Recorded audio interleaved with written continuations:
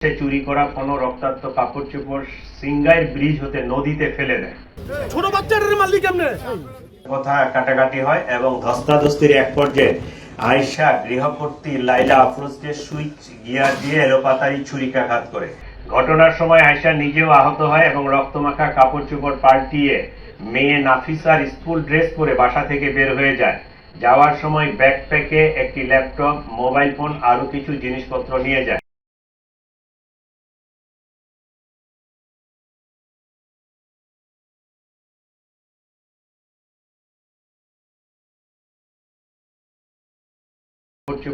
Singair bridge হতে নদীতে ফেলে দেয়। তার গলায় যে পোড়া দাগ এবং জেনেভা ক্যাম্প এলাকায় থাকে আয়েশা নামের এক গৃহকর্মীর খোঁজ পাওয়া যায়।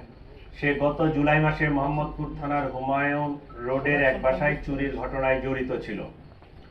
সংশ্লিষ্টদের সাথে কথা বলে প্রাপ্ত তথ্য যাচাই বাছাই করে আয়েশার সাথে যোগাযোগের একটি মোবাইল, সেটি 2025-এর জুলাই মাসের ঘটনা। উক্ত নম্বরে যোগাযোগ করলে জানা যায় তার মোবাইল নম্বরটি কখন কে ব্যবহার করেছেন তিনি সঠিক মনে করতে পারছেন না। তবে কিছুদিন পূর্বে তার ফোনের ডিসপ্লে নষ্ট থাকায় রাব্বি নামের তার এক ছোট ভাইকে ঠিক করার জন্য দেয়। এ সময় সিমটি রাব্বির ফোনে ব্যবহার করা হয়ে থাকতে পারে। এভাবে মাকে নিয়ে পুলিশ রাব্বির মায়ের বাসাও যায়, কিন্তু সেখানেও তাদের পাওয়া যায়নি। তারা পুলিশকে জানায় আয়েশা ও রাব্বি বরিশালে গিয়ে থাকতে পারে।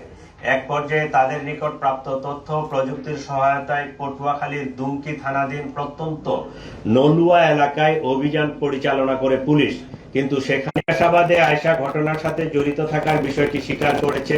তবে ক্লুলেস একটা ঘটনা ছিল, সে মোবাইলও ইউজ করতো না, ছবি কিছুই ছিল না, কিন্তু তার এই যে গলার সাইডে যে পুরা দাগটা, এইটাই আমাদের একটা ক্লু। কারণ এই পুরা দাগ নিয়ে এর আগে এই মহিলা জুলাই 25-এ ধরা পড়ছিল।